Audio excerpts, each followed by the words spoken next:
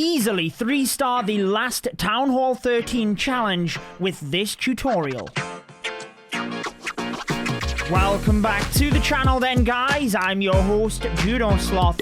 I have put a lot of work into finding an easy-to-follow method to 3-star the last Town Hall 13 challenge. We have heroes in the center with healers in the clan castle, so we need to take out the healers, and I have found the most consistent is using the Barbarian King in this gap.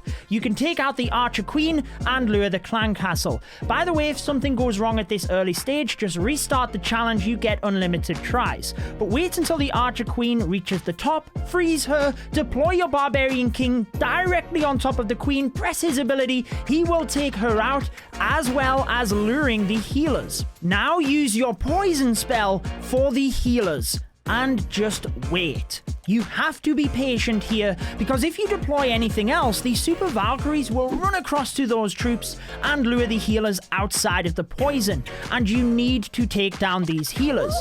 We're going to be using a Grand Warden walk. Deploy the Warden on the outside of the map, but in between the tall tree and the middle bush, with the healers just south of this. As the Super Valkyries approach, use a Rage spell, because if you do not, your Grand Warden's ability will go off. It's honestly not the end of the world, because you have so much left over using this method. It does take a little while utilizing the Grand Warden walk, but it is so consistent. Freeze the single target Inferno as it is beaming up to reset its charge. You will probably have to do this twice, and I like to use a lightning spell to reset the charge on the second occasion, because holding on to an extra freeze spell gives you flexibility. You will see this as we progress through the attack. I will show you how I like to use the spells for best use, but you could overwhelm the base towards the end. You're going to be using the spells for the heroes and the single target Inferno as we charge the Grand Warden into the center. As the first king engages, just deploy both of your headhunters. It means you don't have to use any spells here. I tried with just one headhunter sending the next one surgically, but honestly it was easier and more consistent just using them both to get a little bit extra damage on the next royal champion. Majority of the time your Grand Warden will outrange this royal champion, but if she engages, you can just use one freeze spell to slow her down and your Warden will be able to finish that off. That is where saving onto the freeze earlier was helpful, because as we send the Grand Warden into the center to take out the other heroes, we will sideswipe the base with the Queen and Royal Champion.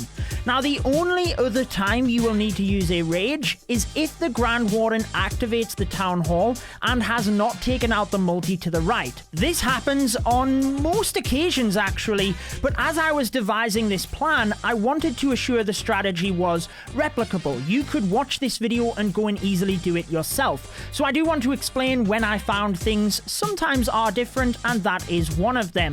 By the way, if you enjoy this and you want to see my educational but entertaining Clash of Clans videos, I would recommend subscribing and turning on the notification bell. Once the Grand Warden takes down the Town Hall and the multi-target Infernos, you can relax for a couple of seconds. You need to be ready though when he engages the Archer Queen. You're not deploying your Queen and Royal Champion to the right yet. On occasion, the Grand Warden goes direct to the Queen, but for the most part, he will take out the cannon and gold storage. Just be ready to freeze the Archer Queen as soon as she engages. You can then rage the Grand Warden, but always try and freeze her first. It's just a little bit more reliable, because if she gets a few shots onto the Grand Warden, she can easily use his ability. You're still not using your Queen and Royal Champion yet. You're going to take out the King, the Grand Warden statue, and the other Royal Champion. Basically, if you deploy your other heroes, the Grand Warden will move across to support, and you lose the advantage of his range and outranging the heroes. And that's the whole point of this strategy. It's very easy to follow. Yes, it takes a bit of time, but it will assure you get the job done, because you eliminate all of the major parts of the base by outranging them with the Grand Warden. You can start shifting your focus to your Queen and Royal Champion once you know that this defending Royal Champion, which is the final hero, is going to be destroyed. across to the right hand side of the base, I like to deploy my Queen and Royal Champion slightly aside from each other, just because they will activate all of these skeleton traps and can slowly take those out, no problem. Yes, you could use a lightning spell here to destroy all of them. I think that's why the lightning spells are potentially given, but I like to use the invisibility spell once my Royal Champion approaches the single. It is around about this stage where you can see the Grand Warden supports the Royal Champion and why you had to wait so long with the walk. This is where you can be a lot more flexible. I like to use the Royal Champion ability to just clear this area, the invisibility, and I have another really important tip for you, but you could just blast the base with spells at this point. This method is so easy for you to follow and get the 3 stars, but make sure with your invisibility spells, you use them to turn the heroes invisible, not the single target inferno, because the heroes then would not attack it, and you could get into a tricky situation. If you would like to support me, you can do so by using code JUDO before making any purchases in-game. Go and smash the 3 stars.